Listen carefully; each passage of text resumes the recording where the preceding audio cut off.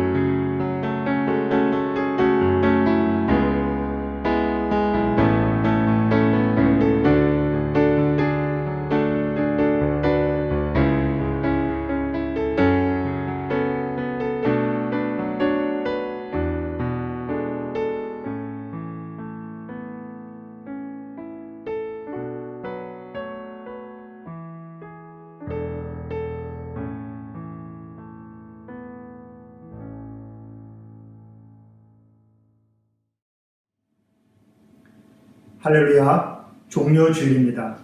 이미 부활의 현실을 살고 있는 우리에게 오늘 말씀을 통해서 종료주일의 의미가 새롭게 되새겨지기를 소망합니다. 오늘 우리에게 주신 하나님의 말씀은 요한복음 12장 12절부터 16절까지의 말씀입니다.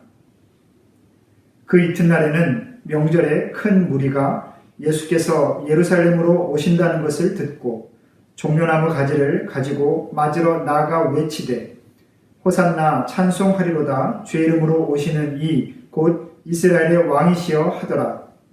예수는 한 어린 나귀를 보고 타시니 이는 기록된 바 시온 따라 두려워하지 말라 보라 너의 왕이 나귀 새끼를 타고 오신다 함과 같더라.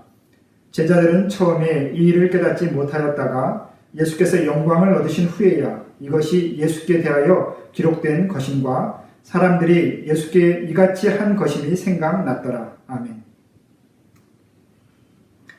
저는 오늘 평화의 자리라는 제목으로 말씀을 전하겠습니다. 오늘 예수님께서 들어가시는 예루살렘 이 도시의 이름은 사람들이 만든 자리라는 단어 예루와 평강을 뜻하는 살렘이라는 단어가 합성된 이름입니다. 예루살렘은 곧 평화의 도시라고 번역할 수 있는 것이지요. 오늘 예수님께서는 이 평화의 도시 안으로 들어가시면서 십자가의 자리, 대속의 죽음의 자리로 지금 나아가고 계십니다. 메시아로 오시는 예수님의 모습은 일찍이 이사야서 9장 6절에 이렇게 묘사하였습니다. 이는 한 아기가 우리에게 낳고 한 아들을 우리에게 주신 바 되었는데 그의 어깨에는 정사를 메었고 그의 이름은 기묘자라 모사라 전능하신 하나님이라 영존하시는 아버지라 평강의 왕이라 할 것이니라. 아멘.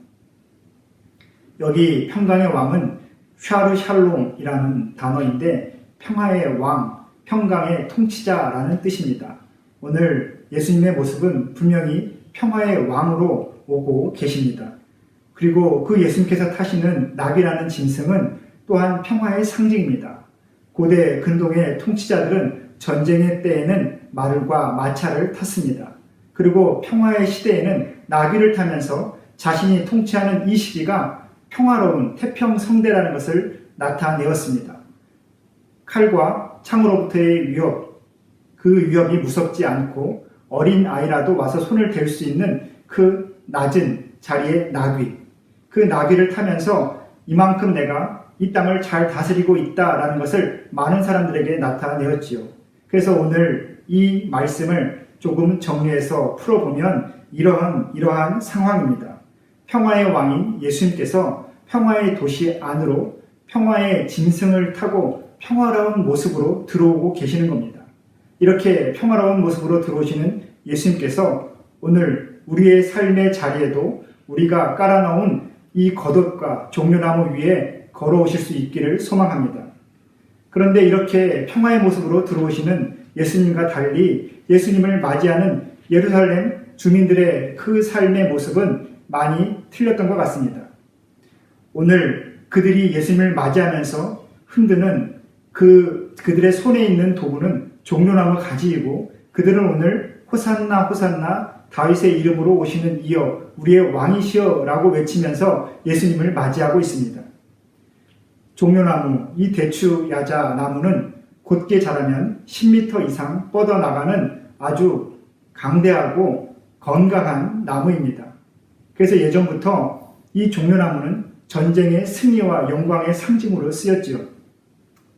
이스라엘의 혁명의 시기가 가장 절정에 이르렀던 마카비 시대의 동전에도, 그리고 현대 이스라엘의 동전에도, 그리고 극우 테러 단체인 IS의 자체 제작한 그 동전에도 이 종려가 상징으로 쓰이고 있습니다. 승리의 상징, 특별히 전쟁터에서의 영광을 뜻하는 하나의 도구이지요. 그리고 이들이 지금 외치는 호산나, 이 호산나를 이 당시의 언어 그대로 외치면 호슈안나라는 것입니다. 호슈안나. 호슈안나의 뜻은 지금 당장 나를 구원하소서라는 뜻입니다. 지금 너무나 위급한 상황입니다. 지금 내가 할 수 없는, 내가 감당할 수 없는 이 상황에서 나를 건져 주옵소서라는 그 외침이 바로 호슈안나라는 겁니다. 지금 평화의 모습으로, 평화의 상징을 다 끌어안고 오시는 예수님의 모습을 맞이하면서 이들은 전쟁의 영웅을 맞이하듯이 그러한 모습으로 환영하고 있다는 겁니다. 이 말씀을 조금 더 우리가 원문 그대로 조금 보게 된다면 더 이해가 쉬울 것 같습니다. 오늘 본문 14절을 잠깐 보시면 예수는 한 어린 나귀를 보고 타시니 라고 되어 있습니다. 그런데 헬라어 성경에는 역접의 접속어 대가 더 나와 있습니다. 근데 한글 번역엔 나와 있지 않죠. 예수는 이라는 단어 앞에 사실 그러나가 번역되어 있어야 됩니다. 앞의 내용과 연결한다면 이 말씀을 이렇게 풀이할 수 있습니다. 우리 주님이 예루살렘으로 오신다는 것을 듣고 사람들이 종려나무를 들고 호산나 외치며 환호했다. 그러나 예수님은 평화의 시절을 뜻하는 나귀를 타고 평화의 모든 상징을 걸치고 지금 들어오고 계신다. 이렇게 말씀을 조금 더 쉽게 풀이할 수 있을 것입니다. 그렇게 들어오신 예수님의 모습을 보면서 제자들까지도 이해할 수가 없었다라고 표현하고 있습니다. 아니, 우리 예수님께서 지금 착각하시는 건 아닌가? 지금 평화의 시대가 아닌데, 지금 나귀를 타고 들어오실 때가 아닌데, 전쟁 영웅으로 강대해 보이는, 강인해 보이는 말을 타고 들어오실 때인데 왜 저러시지? 라는 아이러니한 상황이 지금 이 모습이라는 겁니다. 그래서 본문 16절은 제자들마저도 이 일의 의미를 처음에 이해하지 못하다가 나중에 가서야 예수님께서 십자가의 영광을 이루신 후에야 이때의 의미를 잘 이해하게 되었다라고 말씀에 기록하고 있습니다. 왜 예루살렘 주민들은 우리 예수님을 전쟁의 영웅으로 맞이하고 있을까요? 이 당시의 사람들이 예수님을 3년 동안 보고 또한 그 함께 생활하면서 예수님께 받은 이미지는 승리자의 모습, 전쟁 영웅의 모습이었습니다. 그래서 오늘 본문의 13절 끝에는 이들은 이스라엘의 왕으로 예수님을 그렇게 이미 간주하고 있는 것이죠. 우리가 억압받고 있는 이 식민지 시대에 우리를 압제하고 있는 저 로마를 싸워 이겨낼 수 있는 영웅, 우리의 통치자, 우리가 기다리던 우리의 지도자를 지금 예수님으로 이해하고 예수님을 그렇게 맞이하고 있는 것입니다. 왜냐하면 지금까지 예수님께서 보여주셨던 모습이 그들이 생각하기에는 충분히 그럴 만한 모습이었습니다. 예수님께서는 가시는 곳마다 수만 명의 사람들을 모이게 했습니다. 인원 동원력이 아주 최고였죠. 만약에 군대를 모은다면 그보다 더 잘 모을 수 있는 사람은 없을 것입니다. 그리고 그렇게 많은 사람들이 모였어도 보리떡 5개와 물고기 2마리로 성인 남자만 5,000명 이상을 먹이셨던 예수님이기 때문에 먹을 양식도 걱정이 없었죠. 그리고 전쟁을 하다가 만약에 다치거나 죽게 되어도 예수님께서는 그 병을 즉시 낫게 하시고 죽은 사람도 살려내시는 분이시기 때문에 이스라엘의 군대는 만약에 예수님께서 이끄신다면 절대 패배하지 않는 군대일 것입니다. 이러한 지금까지의 예수님의 모습을 자기 나름대로 이해하고 해석한 이 예루살렘, 이스라엘의 주민들은 예수님을 당연히 전쟁의 영웅, 이제 우리를 이 압제에서, 이 굴욕에서, 이 식민 시대에서 해방시켜줄 지도자로 그렇게 맞이할 수밖에 없을 거라고 생각됩니다. 그런데 그들의 이러한 기대와 반대로 예수님께서는 오늘 나귀를 타고 들어오시면서 평화를 선언해 버리시는 겁니다. 그것도 사람을 태워보지 않는 아주 어린 나귀. 만약에 이 어린 나귀라는 의미를 아주 작다라는 것으로 이해해 본다면 성인 남성이 탔을 때 폼이 나지 않고 다리가 끌릴 수도 있는, 발이 끌릴 수도 있는 그런 아주 볼품없는 나귀지 않을까라고 우리가 또한 이해해 볼 수도 있을 것입니다. 이러한 예수님의 입성 모습을 예루살렘 사람들은, 이스라엘 사람들은, 이 당시의 사람들은 절대 이해할 수 없을 것입니다. 지금은 이들이 생각할 때 지금은 나귀를 탈 때가 아니고 칼을 들어야 될 때고 아주 강인한 말을 타고 전쟁터를 달려가야 할 때라는 것입니다. 자신들이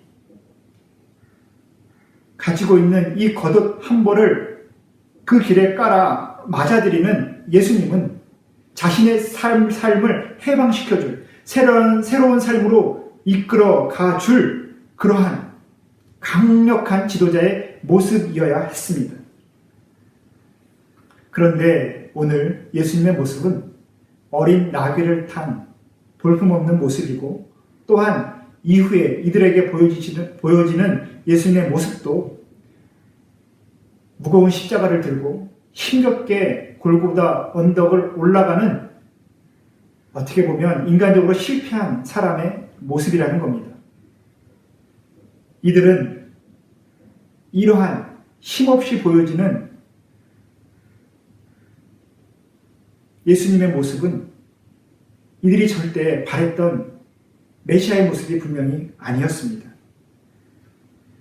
이 당시 예수님과 사람들의 이 갈등, 이 분열의 조짐은 바로 이러한 인식의 차이에서 이미 시작되고 있습니다. 우리는 지금이 전쟁의 때라고 생각합니다. 말이 필요할 때라고 생각합니다. 강인한 힘이 필요하고 무엇인가 싸워 이겨내야 될 치열한 그 시기라고 우리는 말하고 있습니다. 하지만 우리 주님은 나귀를 탈 때다. 지금은 평화의 시대다. 라고 지금 우리에게 일러 주시고 계십니다. 이것이 바로 말씀과 우리의 삶이 가지는 이 간격의 차이입니다.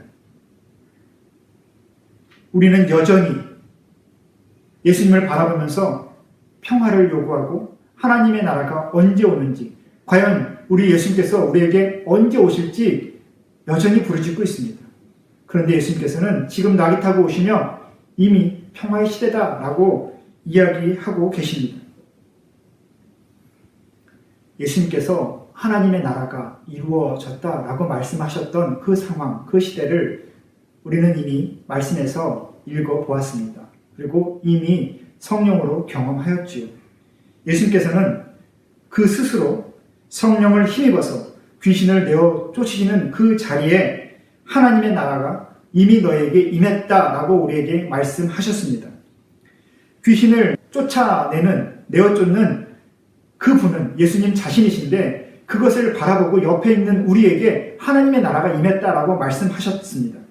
주님이 성령의 권능으로 연약한 사람들을 고치시고 가난한 이를 먹이시고 또한 바람과 파도를 잔잔케 하시는 그 모든 현실에서 그 옆에 있는 우리에게, 그것을 바라보는 우리에게 너희가 이미 하나님의 나라를 경험하고 있다라고 말씀하고 계신다는 겁니다. 여러분, 여전히 예수님께서 누군가를 먹이셔야 되고 고치셔야 되고 바람과 파도를 잔잔시켜야 되는 그 현실 가운데서 예수님께서는 이미 이곳이 하나님의 나라이다. 이미 너희가 하나님의 나라를 경험하고 있다라고 우리에게 이르러 주신다는 겁니다. 지금 오늘 이 말씀의 시대를 살았던 예루살렘 사람들도 예수님의 이름을 환호하면서 그렇게 소리 높여 부르면서 예수님께서 보여주고자 하는 그 의미를 이들은 알지 못하고 이해하지 못하였습니다. 그들은 자신이 살고 있는 그 시대가 예수님께서 지금 자신의 삶의 자리로 들어오시는 그 상황이 지옥이라고 얘기하고 있는 것입니다. 무엇인가 싸워 이겨야 되는 시대이다. 아직 이곳은 하나님의 나라가 아니다. 천국이 아니다. 무엇인가 우리가 지금 싸워야 될, 힘들게 치열하게 이겨내야 될 마치 지옥과 같은 현실이다 라고 이들은 인식하고 있는 것입니다. 이 생각의 차이가 왜 중요할까요? 우리 성도는 지금 내가 살고 있는 이 현실이 어디인지 어떠한 것인지 그것에 대한 판단을 어떻게 하느냐에 따라 우리의 삶의 태도와 우리의 마음의 기준이 달라지기 때문에 그렇습니다. 예수님의 메시지와 삶을 그 판단에 따라 전혀 다른 방향으로 해석하는 것이 우리의 습관이라고 생각됩니다. 여러분은 지금 천국을 살고 계십니까? 제가 설교의 서두에 이렇게 말씀드렸습니다. 이미 부활의 현실을 살고 있는 우리에게 여러분 부활의 현실을 지금 살고 계십니까? 평화를 누리시는지요?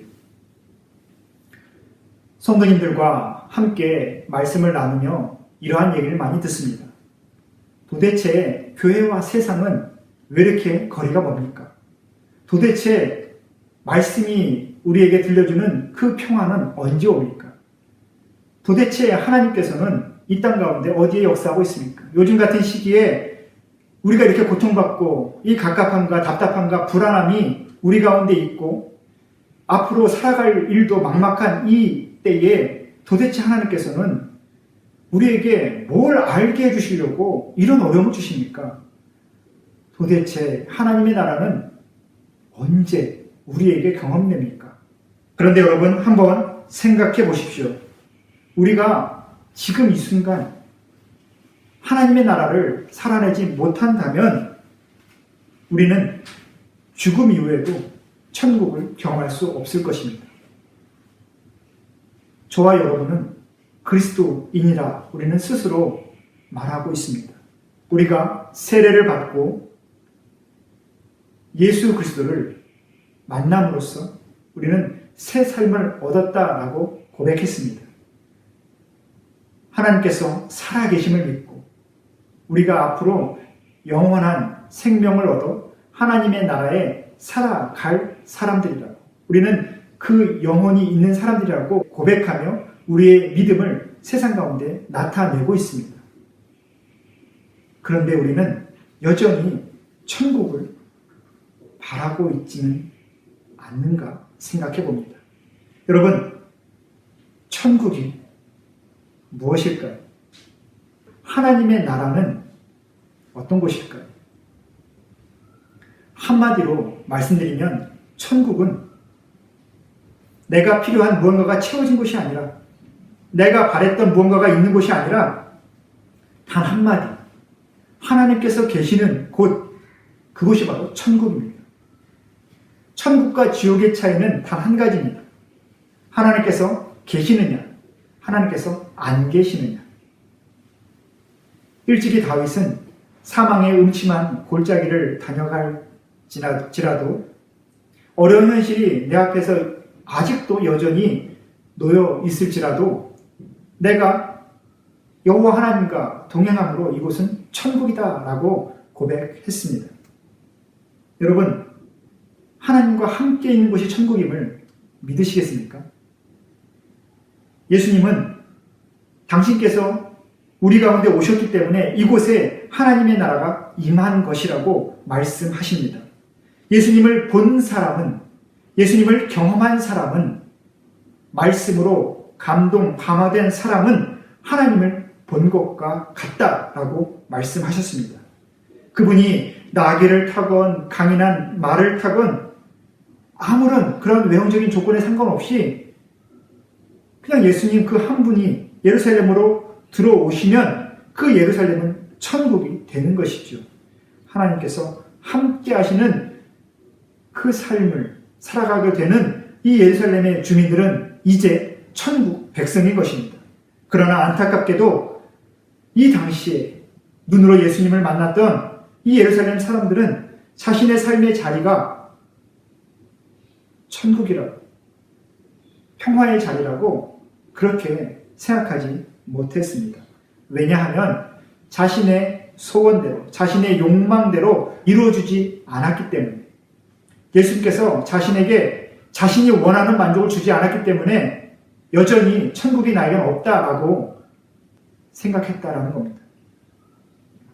여러분, 진정한 평화는 예수님을 신뢰하고 예수님께서 내 삶의 주인 되심을 먼저 인식하는 겁니다. 그리고 예수님께서 이끄시는 대로, 내게 주시는 감동대로 내 삶이 그렇게 살아갈 수 있도록 순종하며 따라가는 것이 우리가 해야 될 삶의 모습입니다. 그렇기 때문에 예수님께서는 우리에게 말씀하셨습니다. 수고하고 무거운 짐진 자들아 다 내게로 오라. 내가 너희를 쉬게 하겠다. 근데 예수님을 만난 우리는 여전히 삶의 무거운 짐을 예수님께 드리지 못하고 있습니다. 우리가 져야 될 삶의 짐은 단 한 가지입니다. 온유함의 멍에를 지고 예수님께서 이 땅에 많은 영혼들을, 아니 내 자신을 살피셨던 것처럼 그렇게 예수님을 닮아가는 그 삶을 살아내는 것이죠. 사람은 사랑받아야 사랑할 수 있습니다. 사랑도 받아본 사람이 많이 사랑할 수 있죠. 예수님을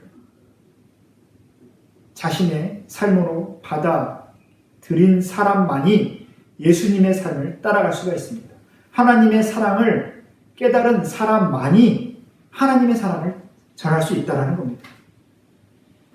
예수님이 내 삶의 주인 되시면 우리는 오른쪽 뺨을 맞아도 왼편 뺨을 들이댈 수 있습니다. 겉옷뿐 아니라 속옷도 내놓을 수 있고, 또한 내 형제를 사랑하며 내 원수까지도 이해하고 품을 수 있습니다. 왜 그러느냐? 내 삶에 천국이 임했기 때문에 우리는 그 삶을 감히 살아낼 수 있다라고 자신할 수 있는 것입니다. 예루살렘은 서두에 말씀드린 것처럼 그 도시 이름 자체가 평화의 도시입니다. 그런데 예수님께서 계시지 않았던 예루살렘은 그 이름의 그 역할을 다 감당하지 못했습니다. 세계 역사를 보시면 예루살렘은 세상의 그 어떤 도시보다 슬픔과 아픔, 죽음의 역사를 간직한 도시입니다. 주 7세기에 이슬람의 세력에 빼앗겼던 그 도시를 1099년 6월에 십자군 전쟁을 통하여 기독교인들이 그 예루살렘을 점령하게 됩니다. 그리고 그것을 점령했던 십자군은 예루살렘에 살고 있던 유대인들과 무슬림들을 4만 명 이상 학살하게 됩니다. 당시의 역사가들은 그때를 피의 강이 흘렀던 시대다라고 기록하고 있습니다.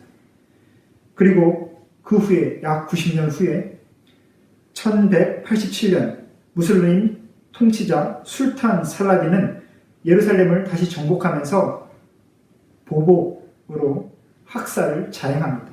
물론 이 술탄 살라딘은 돈을 받고 사유재산을 인정해주고 나갈 수 있도록 관용을 베풀긴 했습니다.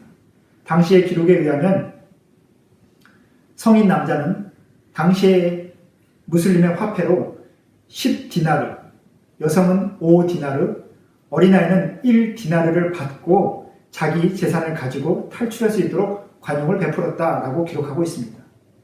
그런데 자신의 목숨값을 지불하지 못했던 남아있던 그 그리스도인들은 그곳에서 보복으로 죽음을 맞이하게 됩니다. 당시에 가진 것이 없어서 죽어갔던 사람들이 원망을 품고 원망의 소리로 쓰러져 갔다라고 기록하고 있는데, 그들이 원망했던 대상은 무슬림 술탄 살라딘이 아니었습니다.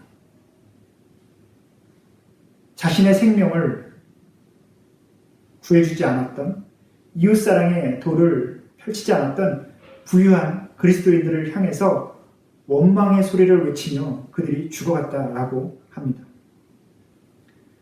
이름만 평화의 도시인 그 예루살렘, 역사가들은 그곳에 다른 이름을 붙였습니다. 별명처럼 말이죠. 어떠한 별명인지 아십니까? 바로 성스러운 지옥입니다. 오늘날까지도 예루살렘은 그 이름의 역할을 과연 다 하고 있는지 우리에게 의문을 던져줍니다. 어떠십니까? 여러분들이 생각하시기에 예루살렘은 평화의 도시에 가깝습니까? 아니면 성스러운 지옥이라는 별명에 가까운 도시입니까? 어린 나귀를 타고 들어오시는 예수님이 그곳에 안 계시면 그곳은 그 이름의 역할을 감당하지 못할 것입니다. 또한 우리도 마찬가지입니다. 평화의 왕으로, 평화의 상징으로 우리에게 오시는 예수님을 제대로 바라보지 못한다면 우리 영은 이 중심에 성스러운 지옥과 같은 현실을 경험하게 될지 모릅니다. 사람들을 원망하고 질투하고 미워하고 때로는 죽이고 싶은 그러한 분노에 사로잡힐지도 모릅니다. 경쟁을 통해서 살아남지 못한다면 실패하는 것이라고, 남의 것을 빼앗기 위해서, 내가 좀 더 일어서기 위해서 내 스스로 더 칼을 갈아야 된다라고 생각하면 우리는 우리의 마음의 중심이 점점 예루살렘의 본 모습을 잃어버리고 있다는 것을 경험하게 될 것입니다. 오늘 이 종려주의를 보내면서 예수님께서는 우리에게 분명히 이러한 메시지를 전하고 계십니다. 너희가 바라보는 나의 모습, 이 외형적인 모습에 너희 스스로의 기대를 투영하지 말아라. 어린 나귀를, 힘없는 나귀를 타고 들어오는 나의 모습을 보면서 이미 너와 만나고 있고 너와 함께 살아가고자 너에게 다가가고 있는 나를 바라봐라. 이미 천국이 너에게 임했다. 내가 이미 너와 함께하고 있다. 하나님께서 너의 삶의 자리, 바로 내가 살아계신 하나님을 아버지로 고백했을 그때에 이미 너는 천국에 들어가 있다. 내가 살고 있는 지금이 바로 천국의 삶이다. 평화의 시대다. 라고 말씀하신 것을 우리는 한번 생각해 봐야 됩니다. 여러분은 하나님 나라의 백성이십니까? 하나님의 자녀이십니까? 우리의 삶이 혹시 성스러운 지옥으로 나아가고 있지는 않습니까? 아니면 우리는 평화의 도시를 바라보면서, 천국을 바라보면서 이 현실 가운데 하나님께서 함께 하심을 경험하고 있습니까? 오늘 주님은 우리가 깔아놓은 겉옷과 종려나무 가지 위로 지금 걸어오고 계십니다. 오늘 말씀에 등장하는 이 시대에 사람들이 자신의 겉옷을 펼쳐 예수님의 발 앞에 놓았다는 것은 굉장히 중요한 의미를 우리에게 주고 있습니다. 이 당시에 정말 부자가 아니면 그저 겉옷 한 벌만 자신의 전 재산으로 가지고 있는 것이 당연한 시대였습니다. 그들이 자신의 겉옷을 벗어서 예수님의 발 앞에 깔았다는 것은 자신의 삶 전부를 주님 앞에 드렸다는 겁니다. 자신의 삶 자체, 단순히 물질이 아니라 그저 그냥 좋겠다, 이러면 좋겠다라는 작은 마음, 여린 마음이 아니라 자신의 삶 자체, 삶 전부를 그 앞에 깔아놓으며 주님을 맞아들이고 있습니다. 비록 나중에 십자가의 은혜를 경험한 후 그때 비로소 이 당시의 상황을 이해하게 되지만 우리는 이미 십자가의 은혜를 경험하고 부활의 현실을 살고 있기 때문에 오늘 말씀을 통해서 보여주시는 예수님의 그 모습을 우리는 온전히 이해할 수 있을 것입니다. 여러분, 우리는 부활의 현실을 이미 살고 있습니다. 우리는 고난 주간을 겪으면서 삶의 무거운 짐을 스스로 무겁게 우리가 져야 될 필요는 분명히 없을 것입니다. 다만 우리의 삶에 무겁고 수고로운 짐들을 주님께 내어드리고 주님만 신뢰하는 그 거룩한 멍에만 지면 되겠습니다. 이미 주님은 오셨고 천국은 이미 우리 안에 있습니다. 여러분, 지금 계시는 이 삶의 자리에서 천국을 누리고 맛보시기를 주의 이름으로 축복합니다. 그리고 내가 맛본 그 천국의 삶을 이웃과 함께 살아가면서 이 땅 가운데 하나님의 나라를 실현해 갈 수 있기를 소망합니다. 모든 우리 성도가 또한 모든 열방이 하나님의 나라를 기대하며 살아갈 수 있게 되는 그 날을 다시 한번 생각해 보면서 여러분을 이번 한 주간도 하나님께서 복 주시고 돌보시기를 주의 이름으로 축원합니다. 기도하겠습니다. 우리의 삶의 주인 되신 하나님 아버지, 지금까지 우리의 모든 일상을 만지시고 이끄시는 그 은혜에 감사드립니다. 하루하루의 감사가 쌓여 우리의 영혼이 날마다 은혜로 충만해지도록 우리에게 깨어있는 믿음을 더하여 주옵소서. 종료주의를 지나며 이제 고난주간의 하루하루를 보내게 됩니다. 부활의 현실을 살아가는 우리가 이 고난주간 동안 우리의 모든 삶의 자리에 평화의 왕으로 오신 예수님의 흔적을 새기며 샬롬의 은혜를 누리도록 주님 도와주옵소서.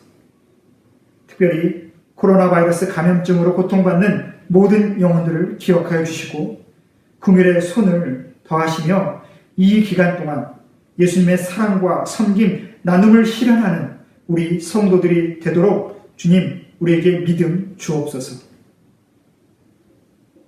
이제는 우리 주 예수 그리스도의 은혜와 하나님의 사랑과 성령 하나님의 감동, 감화, 교통하심의 역사가 이미 예수님께서 자신에게 주신 진정한 평강을 누리며 이 땅 곳곳에도 하나님의 나라의 평화가 충만히 임하기를 간절히 구하는 이곳의 모든 성도들의 그 기도와 그들의 삶의 자리 위에 지금부터 영원히 함께 하시기를 간절히 축원하옵나이다.